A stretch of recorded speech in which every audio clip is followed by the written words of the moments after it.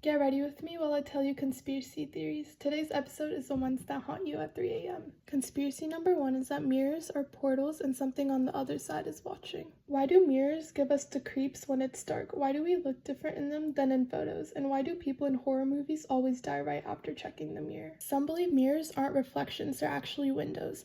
Thin veils between dimensions, and entities on the other side mimic us, but they end up lagging sometimes. That's why when you stare too long, your face just ends up looking so wrong. If I ever see my reflection blink when I didn't, I'm literally moving to a windowless bunker. Have you ever seen your reflection do something weird when you're overtired? That wasn't sleep deprivation, that was the watcher. Conspiracy number 2 is that deja vu is your soul remembering a timeline that you lived in, but you left. We've all had the I've done this before moment, that I've had this conversation feeling. But what if it's not just brain static? What if it's evidence of a reset? I know I've already talked about deja vu in my simulation theory, but this one also makes sense. The theory says that every time you almost die, your soul jumps to the next nearest timeline where you didn't. Deja vu is you remembering the version of the reality you died in. So that time I choked on whipped cream in August last year?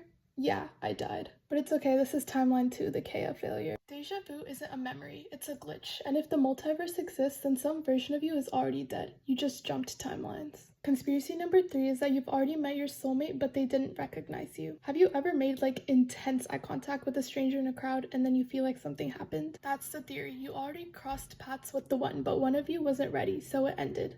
Casually, briefly, forgotten. Some spiritual beliefs say that your soul is on a loop until you fully reunite with the one it split from. If you miss them in this life, you meet them in the next. So that eye contact moment, that was just failed rendezvous. And this makes sense because it hurts. And if something meaningless hurt that bad, then maybe it wasn't meaningless at all. Conspiracy number 4 is that the ocean doesn't just hide things, it's actually alive. Only 5% of the ocean is explored. The 95% is literally just mystery soup. What if it's not just full of weird creatures, but it's conscious? Some believe that the ocean is just one big living organism.